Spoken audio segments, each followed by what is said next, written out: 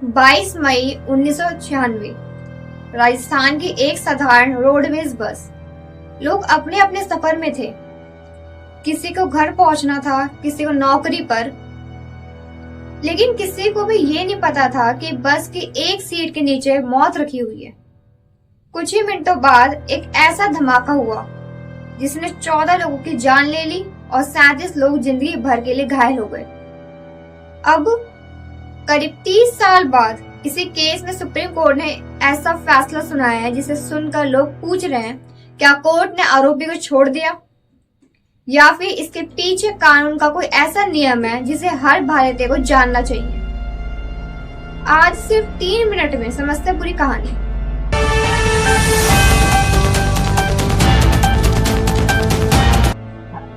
नमस्कार, मैं हूं साक्षी सिंह और आप देख रहे हैं सीधा सच।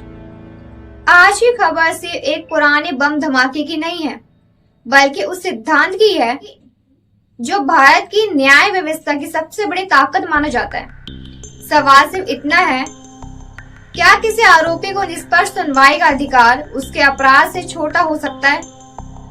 आइए समझते हैं पूरा मामला। चलिए घड़ी की सुई को पीछे ले चलते हैं। 22 मई 1996 राजस्थान रोडवेज की एक बस आगरा से बीकानेर की ओर जा रही थी।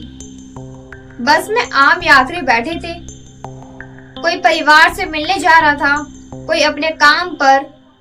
लेकिन सरकारी जांच एजेंसियों के मुताबिक 2 लोग बस में चढ़े और उन्होंने सीट नंबर 17 और 18 के नीचे करीब 2.5 किलो RDX से बना IED रख दिया। कुछ देर बाद वे दोनों रास्ते में बस से उतर गए और जैसे ही बस दौसा जिले के सामनेटी गांव के पास पहुंची, एक जोरदार धमाका हुआ। बस के परखच्चे उड़ गए। चारों तरफ धुआं, चीख पुकार और अफरा तफरी मच गई। इस धमाके में 14 लोगों की मौत हुई और 37 लोग घायल हो गए। देश भर में हड़कंप मच गया। जांच एजेंसियों का आरोप था कि यह हमला एक बड़े आतंकी षड्यंत्र का हिस्सा था और इसका मकसद देश में दहशत फैलाना था। इसके बाद जांच शुरू हुई। कई लोगों को गिरफ्तार किया गया और एक आरोपी डॉक्टर अब्दुल हमीद को मौत की सजा सुनाई गई। मामला निचली अदालत से लेकर हाई कोर्ट और फिर सुप्रीम कोर्ट तक पहुंचा।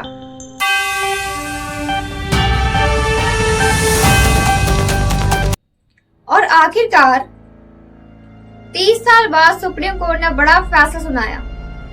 लेकिन यही सबसे बड़ा भ्रम भी है। सुप्रीम कोर्ट ने आरोपी को बेगुनाह नहीं कहा है। सुप्रीम कोर्ट ने सिर्फ इतना कहा है कि मुकदमे के दौरान आरोपी को प्रभावी कानूनी सहायता नहीं मिली। यानी अगर किसी आरोपी को अपना पक्ष ठीक से रखने का मौका ही नहीं मिले तो न्याय की प्रक्रिया अधूरी मानी जाएगी। इसी वजह से सुप्रीम कोर्ट ने मौत की सजा रद्द कर दी, लेकिन आरोपी को बरी नहीं किया, बल्कि आदेश दिया कि अब इस पूरे मामले की नए सिरे से सुनवाई होगी।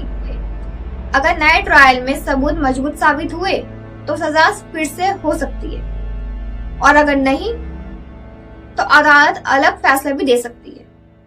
यही भारतीय संविधान का मूल सिद्धांत है। न्याय सिर्फ होना नहीं चाहिए बल्कि निष्पक्ष तरीके से होता हुआ दिखना भी चाहिए। तो आज की सबसे बड़ी बात यही है, सुप्रीम कोर्ट ने 30 साल पुराने ब्लास्ट केस को खत्म नहीं किया, बल्कि ये कहा है कि अगर न्याय की प्रक्रिया में कमी रह गई हो तो दोबारा सुनवाई जरूरी है। अब इस केस का अगला फैसला नए ट्रायल के बाद ही आएगा। आपकी क्या राय है?